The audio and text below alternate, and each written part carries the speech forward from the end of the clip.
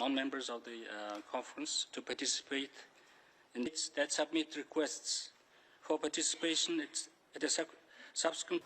I'm here to tell you that President Trump wants to find a better agreement.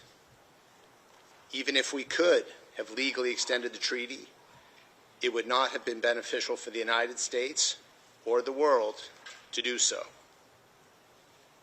New START was signed in 2010, and its limits on warheads and launchers are no longer relevant in 2026, when one nuclear power is expanding its arsenal at a scale and pace not seen in over half a century, and another continues to maintain and develop a vast range of nuclear systems unconstrained by New START's terms.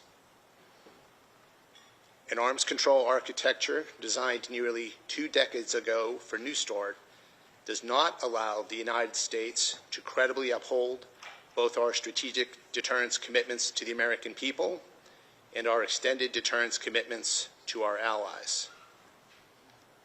President Trump has been clear.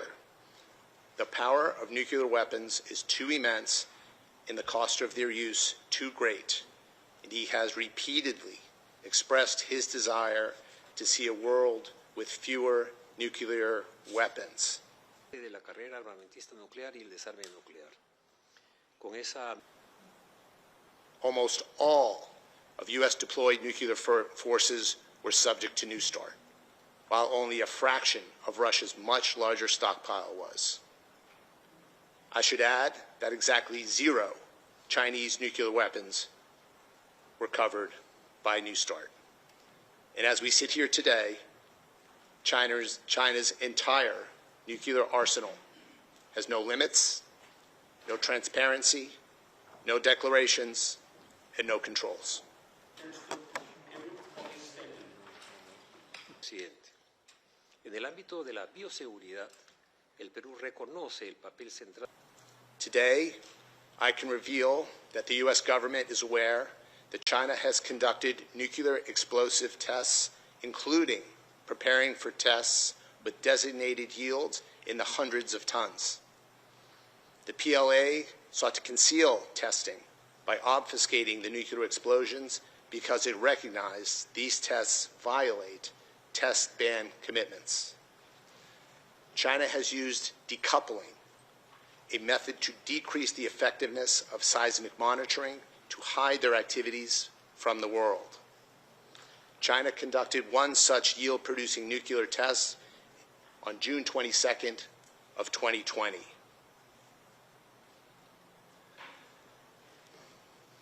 This confluence of factors, serial Russian violations, growth of worldwide stockpiles, and flaws in New START's design and implementation gives the United States a clear imperative to call for a new architecture that addresses the threats of today, not those of a bygone era. La paz y el bienestar de todos los pueblos del mundo. En tal sentido, al recordar el rol de la conferencia. The question for us gathered here today will be how much deterrence is enough. We believe that the answer to that question will depend on part on the success of upcoming multilateral strategic stability discussions. We must act now to strengthen global security and lead the world towards verifiable nuclear weapons reductions. February 5th, 2026, indeed, marks the end of an era, the end of U.S. unilateral restraint. The next era of arms control can and should continue with clear focus, but it will require the participation of more than just Russia at the negotiating table. Para justificar acciones tan extremas, el gobierno de los Estados Unidos utiliza la absurda